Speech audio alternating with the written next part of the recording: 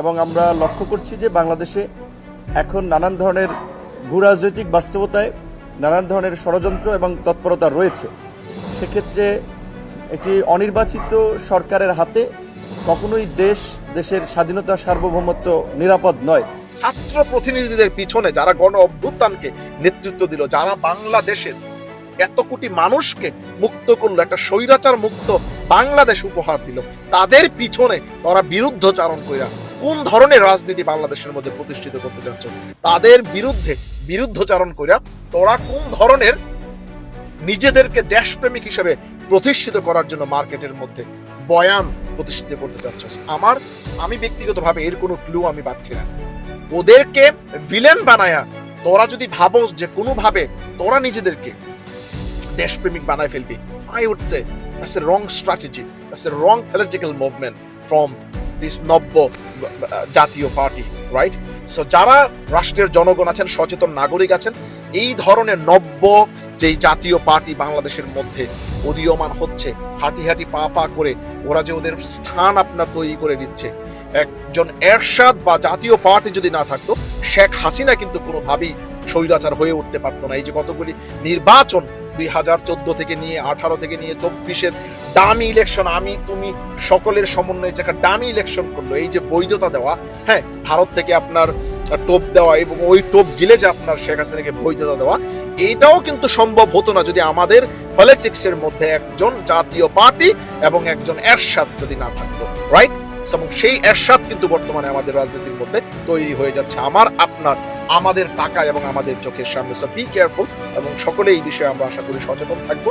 দেখেন, গণ অধিকারের প্রায় প্রত্যেকটা নেতার একমাত্র পলিটিক্যাল যে ওদের এজেন্ডা বা পলিটিক্যাল বা ওদের যে সাংগঠনিক যে এজেন্ডা, ওইটা হচ্ছে যে আপনার এনসিপির বিরুদ্ধে বিরুদ্ধচারণ করা হচ্ছে ওদের পলিটিক্যাল এজেন্ডা। ওদের আলাদা আর অন্য কোনো কাজ নাই। ওরা আজকে থেকে প্রায় 6 সপ্তাহ আগে বলতেছে ওরা যমুনা ঘেরাও করবে যদি আপনার আসিফ এবং মাহফুজ, যিনি আপনার ছাত্র রিপ্রেজেন্টেটিভ বর্তমানে সরকারের মধ্যে আছে, ওরা যদি আপনার পদত্যাগ না করে ওরা যমুনা ঘেরাও করবে। ভাইরে, তোদের তো মানুষই হচ্ছে 13 জন।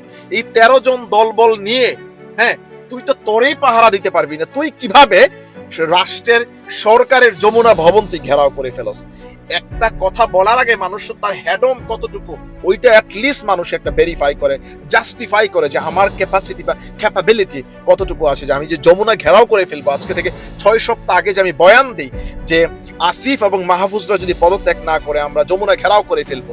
আসসালামু আলাইকুম ওয়া রাহমাতুল্লাহি ওয়া বারাকাতুহু। আশা করি সবাই ভালো, সুস্থ এবং নিরাপদে আছেন। বিকাশ নূর তার 10ম পোলটি সম্পন্ন করলো। আপনারা জানেন যে গত 2 ভিডিওর মধ্যে আমি তুলে ধরেছি যে সে কিভাবে পোলটি আপনার মারছে বিগত 5 তারিখের পর থেকে, যে কিভাবে বিভিন্ন রাজনৈতিক দল তাকে টোপ দেয়, টোপ দেওয়ার সাথে সাথে সে পোলটি মারে। আর এই প্রত্যেকটা পোলটির কনসিকুয়েন্স হচ্ছে যে সে ছাত্রদের বিরুদ্ধচারণ করা, এবং এর অন্যতম কারণ হচ্ছে সে ছাত্রদের যেই এনসিপি বা ন্যাশনাল সিটিজেন পার্টি, ওই পার্টির মধ্যে চেয়েছিল আপনার যোগদান করার জন্য তার দলবল নিয়ে, এই 11 জন বা 13 জনের টিম নিয়ে। ওই টিমের মধ্যে সে প্রথম সারিতে আপনার চেয়েছিল যোগদান করার জন্য। তাকে যখন ওই প্রথম সারিতে ওরা প্লেস দেয় নাই, তখন থেকেই কিন্তু মূলত ওদের পিছনে আপনার বিরুদ্ধচারণটা সবচেয়ে সিভিয়ার লেভেলে আপনার চলে আসে এই আপনার নূরের যে গণ অধিকার বা এই যে জাতীয় নব্য যে জাতীয় পার্টি থেকে, রাইট? সো এই যে 10ম যে ওর পোলটি, এই পোলটির আপনার যেই আপনার সূচনা, ওইটা হচ্ছে আপনার ইসলামিক যেই সংগঠনগুলি, ওই সংগঠনগুলির সাথে সে আপনার মোটামুটি আলোচনা শুরু করে। সো সেই আলোচনা থেকে সে বের হয়ে এসে, আপনারা জানেন যে এই ইসলামিক সংগঠনের সাথে আলোচনার আগে নূর আলোচনা করে আপনার বিএনপির সাথে ওর একটা লিয়াজু কমিটির মিটিং হয়, যেটা তার রিসেন্ট আপনার একটা মিটিং। সো ওই বিএনপির সাথে যখন তার লিয়াজু কমিটির মিটিং হয়, ওই মিটিং থেকে সে বের হয়ে সাংবাদিকদের সাথে যখন সে আপনার কথা বলে, ওই কথার মধ্যে তার প্রথমই ছিল যে বাংলাদেশের মধ্যে অনির্বাচিত সরকার। এবং আমরা লক্ষ্য করছি যে বাংলাদেশে এখন নানান ধরনের ভূরাজনৈতিক বাস্তবতায় নানান ধরনের ষড়যন্ত্র এবং তৎপরতা রয়েছে। সেক্ষেত্রে একটি অনির্বাচিত সরকারের হাতে কখনোই দেশের স্বাধীনতা সার্বভৌমত্ব নিরাপদ নয়। মানে তার গণ অভ্যুত্থানের সরকার বলতে লজ্জা লাগে। প্রফেসর মোহাম্মদ ইউনূসকে, ডক্টর মোহাম্মদ ইউনূস বা এই নোবেল লরিয়েট, এরকম একটা মানে বা পৃথিবীর মধ্যে 7 জন ব্যক্তির একজন ব্যক্তি বাংলাদেশের মানে আপনার হেড অফ দ্য শিপ, মানে এই ব্যক্তি বাংলাদেশকে আপনার রিপ্রেজেন্ট করতেছে, এই ব্যক্তিকে এই আপনার বেয়াদব বলে যে আপনার অনির্বাচিত সরকার বাংলাদেশের মধ্যে, মানে এরকম বলে সে মানে মোটামুটি একটা বিরুদ্ধচারণ করতেছে। এবং অনির্বাচিত সরকার বেশি দিন থাকলে সরকার ভালো হবে না, হ্যান ত্যান, দেশের মধ্যে নির্বাচন খুবই জরুরি এবং নির্বাচন ডিসেম্বরের আগেই নাকি আপনার হওয়া সম্ভব। মানে মূলত যে বিএনপির সাথে সে তার লিয়াজো কমিটির মিটিং হয়েছে, তারে আপনার একটা টোপ দিছে, ওই টোপটা সে গিলে আপনার ওই টোপের অবভিয়াসলি পক্ষে তার কিছু আপনার বয়ান দাঁড়া করাতে হবে। সো ওই বয়ান তার বিএনপির পক্ষে দাঁড় করানোর জন্য সে বের হয়ে এসেই কিন্তু আপনার নির্বাচনের পক্ষে সে যুক্তি দেওয়া শুরু করলো, নির্বাচনের পক্ষে তার বয়ান দেওয়া শুরু করলো। দেখেন যে সে ইসলামিক মনা দলগুলোর সাথে মিটিং করে বের হয়ে এসেই তার প্রথম বক্তব্য হচ্ছে দেশের মধ্যে মৌলিক সংস্কারগুলি হওয়া লাগবে। হ্যাঁ, মৌলিক সংস্কার কি কি আছে? এই যে আপনার প্রধানমন্ত্রী হতে পারবে না দুইবারের বেশি, এক জনমে কেউ দুইবারের বেশি প্রধানমন্ত্রী হতে পারবে না, যেটা বিএনপি চাচ্ছে হওয়ার জন্য, যে দুইবার হয়ে একবার গ্যাপ দিয়ে পরবর্তীতে হতে পারবে, যে রাশিয়ান সিস্টেমের মতো। তারপরে হচ্ছে আপনার এই যে নারীর ক্ষমতায়নকে যে আপনার 100 আসনে নির্ধারণ করে দিবে, যে আপনার নারী আসনের মধ্যে কারা কারা আপনার মানে এই যে অ্যালোকেট করে দেওয়া, যেটা আপনার অন্যান্য যে রাজনৈতিক দল আছে ওরা চাচ্ছে যে সরাসরি ভোটের মাধ্যমে আপনার নির্বাচিত হয়ে আসবে যে আমাদের নারী যারা সংসদ সদস্য থাকবে। সো ওইটা, তারপরে হচ্ছে আপনার এই যে আমাদের যে সংবিধানের যে আপনার গুরুত্বপূর্ণ অ্যামেন্ডমেন্টস গুলি আছে, সো এগুলিই কিন্তু হচ্ছে মৌলিক সংস্কার। হ্যাঁ, এগুলি যদি আমরা পরিবর্তন না করতে পারি, এই ধরনের পরিবর্তনগুলি যদি না আসে, এবং আমাদের যে আপনার গণপরিষদের যে নির্বাচন, এই নির্বাচনগুলি কিন্তু আপনার অন্যান্য যে রাজনৈতিক দল ইনক্লুডিং এই যে ছাত্রদের সমন্বয়ে যে ন্যাশনাল সিটিজেন পার্টি, যারা আপনার এই জুলাই আগস্টের গণ অভ্যুত্থানকে নেতৃত্ব দিল, ওদের কিন্তু সবচেয়ে মৌলিক সংস্কারের বা অন্যতম চাওয়াই কিন্তু হচ্ছে এগুলি। তো সে ইসলামিক মনা দলগুলির সাথে মিটিং করে এসে বয়ান দিচ্ছে যে মৌলিক সংস্কারগুলি দেশের মধ্যে হওয়াই লাগবে, এগুলি ছাড়া নির্বাচন হওয়া সম্ভব না। আমি স্ক্রিনের মধ্যে ভিডিও প্লে করছি, আপনারা কাইন্ডলি একটু দেখে নেন।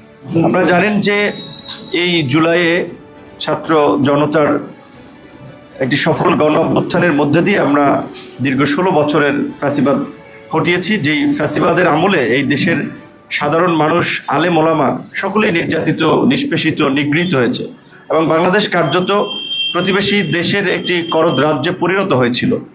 তো সেই জায়গা থেকে আমরা মনে করি যে এই দেশের কিছু মৌলিক সংস্কার ব্যতীত যদি আমরা একই পথে চলি, তাহলে আবার এই দেশে নানান ধরনের সংকট তৈরি হবে, স্বৈরাচার তৈরি হবে, ফ্যাসিস্ট তৈরি হবে। যে এই জুলাই গণ অভ্যুত্থানের যারা হত্যাযজ্ঞ চালিয়েছে, নির্মমতা চালিয়েছে, গণহত্যা চালিয়েছে, তাদের একটা দৃষ্টান্তমূলক বিচার হওয়া দরকার। সো এই যে তার পোলটি, তার নবম দশম পোলটি, তার পোলটি মানে গণনা করতে গেলে আপনার সময় আর থাকবে না। ওর পোলটি যদি আপনি কাউন্ট করতে যান, আপনার আর সময় থাকবে না, ওর পিছনে আপনার সময় দেওয়া লাগবে মূলত, রাইট?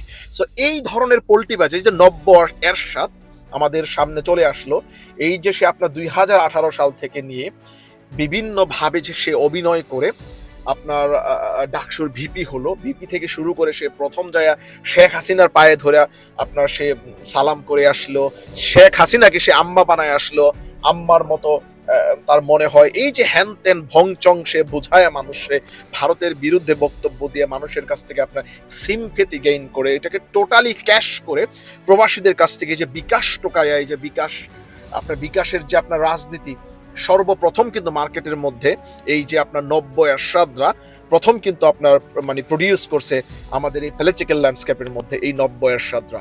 সো এই যে ধান্দাবাজির রাজনীতি, এবং 5 তারিখের পর থেকে যে কে ওরে কিভাবে টোপ দেয়, এনসিপি ওরে যখন জায়গা দিল না, যে ছাত্রদের বিরুদ্ধে বিরুদ্ধচারণ, ওদের ছবিগুলিকে সামনে নিয়ে এসে যে ওরা নূর নাকি আপনার সবাইকে হৃষ্টপুষ্ট করছে, আপনার সকলে ওর কাছ থেকে রাজনীতি শিখছে, ওর ইউনিভার্সিটি ছোট ভাই, হ্যান তেন, ওর সাথে ডাকসুর নির্বাচনের মধ্যে ছিল, এগুলি বলে যে এই যে আপনার ক্যাশ করা, হ্যাঁ, ওর কাছ থেকে আপনার ধরেন যে মার্ক নেওয়া, যে আমার সাথে রাজনীতি করা ছেলে পেলে এখন বর্তমানে গণ অভ্যুত্থানের মধ্যে নেতৃত্ব দিয়ে আজকে রাষ্ট্র পরিচালনার মধ্যে আসছে। যখন এইগুলি সামনে নিয়ে এসেও যখন সে কোনোভাবেই আপনার এনসিপির মধ্যে যোগ দিতে পারলো না, তখন কিন্তু সে একদম লাগাতার ওদের বিরুদ্ধচারণ করা শুরু করে দিল, লাগাতার বিরুদ্ধচারণ করা শুরু করে দিল। এবং এই বিরুদ্ধচারণ কিন্তু বর্তমানে কন্টিনিউ আছে। আপনি দেখেন গণ অধিকারের প্রায় প্রত্যেকটা নেতার একমাত্র পলিটিক্যাল যে ওদের এজেন্ডা বা পলিটিক্যাল বা ওদের যে সাংগঠনিক যে এজেন্ডা, ওইটা হচ্ছে যে আপনার এনসিপির বিরুদ্ধে বিরুদ্ধচারণ করা হচ্ছে ওদের পলিটিক্যাল এজেন্ডা। ওদের আলাদা আর অন্য কোনো কাজ নাই। ওরা আজকে থেকে প্রায় 6 সপ্তাহ আগে বলতেছে ওরা যমুনা ঘেরাও করবে যদি আপনার আসিফ এবং মাহফুজ, যিনি আপনার ছাত্র রিপ্রেজেন্টেটিভ বর্তমানে সরকারের মধ্যে আছে, ওরা যদি আপনার পদত্যাগ না করে ওরা যমুনা ঘেরাও করবে। ভাইরে, তোদের তো মানুষই হচ্ছে 13 জন। এই 13 জন দলবল নিয়ে, হ্যাঁ, তুই তো তোরেই পাহারা দিতে পারবি না। তুই কিভাবে রাষ্ট্রের সরকারের যমুনা ভবন তুই ঘেরাও করে ফেলস? একটা কথা বলার আগে মানুষ তার হেডম কতটুকু ওইটা অ্যাটলিস্ট মানুষ একটা ভেরিফাই করে, জাস্টিফাই করে যে আমার ক্যাপাসিটি বা ক্যাপাবিলিটি কতটুকু আছে, যে আমি যে যমুনা ঘেরাও করে ফেলবো। আজকে থেকে 6 সপ্তাহ আগে যে আমি বয়ান দিই যে আসিফ এবং মাহফুজরা যদি পদত্যাগ না করে আমরা যমুনা ঘেরাও করে ফেলবো। হ্যাঁ, যমুনা কোথায় তুই ঘেরাও দিলি?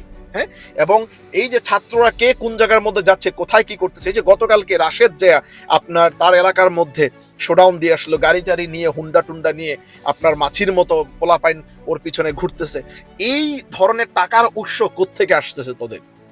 তোরা তো মানুষের কাছে কোনো টাকার উৎস দেস না। তাহলে ছাত্র প্রতিনিধিদের পিছনে যারা গণ অভ্যুত্থানকে নেতৃত্ব দিল, যারা বাংলাদেশের এত কোটি মানুষকে মুক্ত করলো, একটা স্বৈরাচার মুক্ত বাংলাদেশ উপহার দিল, তাদের পিছনে তোরা বিরুদ্ধচারণ কইরা কোন ধরনের রাজনীতি বাংলাদেশের মধ্যে প্রতিষ্ঠিত করতে চাচ্ছ?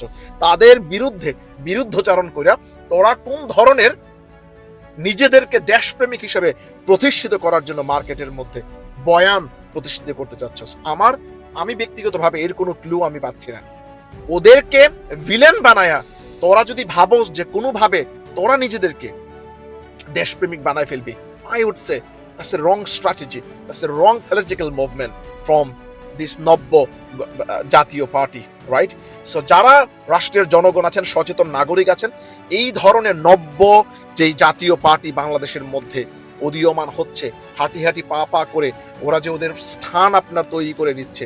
একজন এরশাদ বা জাতীয় পার্টি যদি না থাকতো, শেখ হাসিনা কিন্তু কোনোভাবেই স্বৈরাচার হয়ে উঠতে পারতো না। এই যে কতগুলি নির্বাচন 2014 থেকে নিয়ে 18 থেকে নিয়ে 24-এর ডামি ইলেকশন, আমি তুমি সকলের সমন্বয়ে যে একটা ডামি ইলেকশন করলো, এই যে বৈধতা দেওয়া, হ্যাঁ, ভারত থেকে আপনার টোপ দেওয়া এবং ওই টোপ গিলে যে আপনার শেখ হাসিনাকে বৈধতা দেওয়া, এটাও কিন্তু সম্ভব হতো না যদি আমাদের পলিটিক্সের মধ্যে একজন জাতীয় পার্টি এবং একজন এরশাদ যদি না থাকতো, রাইট? এবং সেই এরশাদ কিন্তু বর্তমানে আমাদের রাজনীতির মধ্যে তৈরি হয়ে যাচ্ছে আমাদের টাকা এবং আমাদের চোখের সামনে। সো বি কেয়ারফুল, এবং সকলে এই বিষয়ে আমরা আশা করি সচেতন থাকবো, এবং এই ধরনের পল্টিবাদ যারা আছে ওদের বিরুদ্ধে ইনশাল্লাহ আমাদের অবস্থান খুবই শক্ত থাকবে। That's all for saying today. Thank you very much for watching. Inshallah, I'll see you again in another video. Assalamu alaikum wa rahmatullahi wa barakatuh.